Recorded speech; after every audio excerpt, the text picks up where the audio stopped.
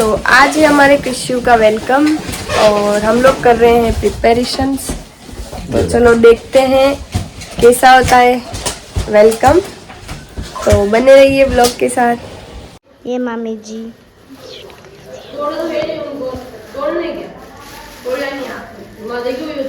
अभी हम लोग फ्लावर का डेकोरेशन स्टार्ट करने वाले हैं। फूलों की पत्तियां तोड़ रहे हैं।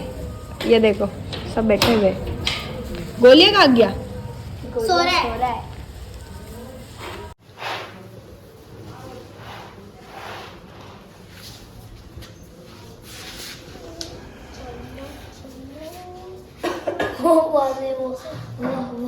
वो क्या गाना गा रही छम्मा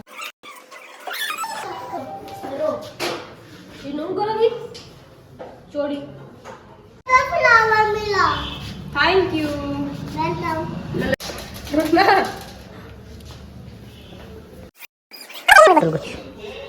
बोतल चोरी।